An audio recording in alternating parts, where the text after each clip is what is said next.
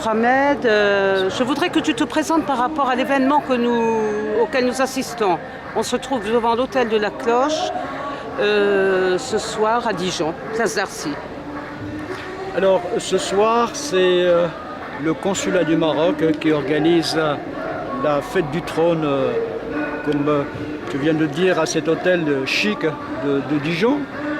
En invitant l'ensemble des associations, en invitant les politiques locaux, en invitant toutes les instances qui sont peut-être intéressées par le Maroc ou par peut-être ce qui se passe au Maroc. Je pense que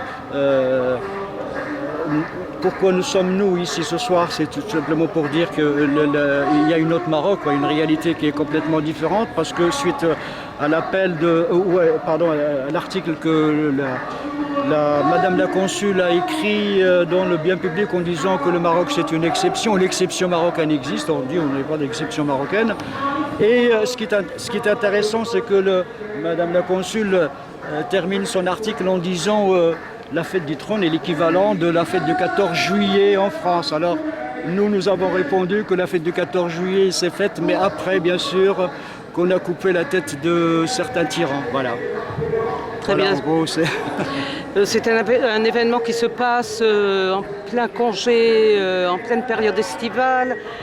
Il n'y a pas trop de monde, mais quand même, on a pu voir pas mal de personnes qui ont été intéressées par les tracts. Tout à fait, et par les personnes qui y participent, parce qu'ils ne sont pas au courant de ce qui se passe au Maroc, ou sinon ils ont que les médias. D'ailleurs, ce soir, quand on discute avec ces personnes, ils nous disent « mais le Maroc, il y a un changement extraordinaire au Maroc ». En disant « mais est-ce que vous pouvez nous citer quelques changements qui sont des changements réels par rapport à la population, par rapport à la santé, par rapport à l'éducation, par rapport à tout service public, par rapport aux droits de l'homme, par rapport aux droits d'expression, la Constitution, est-ce que ça a changé quelque chose dans la vie des gens ?» Tout ça, bien sûr, on ne peut pas l'expliquer dans le tract, mais c'était très intéressant. Le tract ou le communiqué nous permettait d'échanger avec les gens.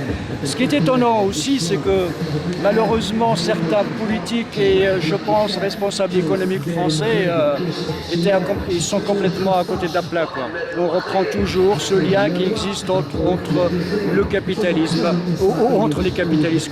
Voilà, ils défendent un régime sans savoir, pas pour ce soir, je pense qu'ils sont au courant de la réalité, mais ils se cachent. C'est de l'hypocrisie. Voilà, c'est de l'hypocrisie politique.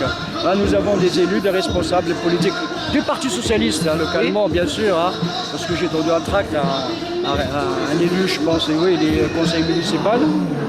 Voilà. Ça, c'est une réalité et nous montrons une autre réalité. Il faut pas qui est bien réelle. Qui est bien réelle, bien sûr, tout à fait. Mais là aussi, c'est une réalité. La compromission, c'est une réalité. On la voit en face. Il y a des gens qui fêtent la fête du trône sans soucier de la destruction de l'économie du Maroc, parce que nous avons un système qui est dirigé bien sûr par le roi, mais c'est un système et un roi prédateur.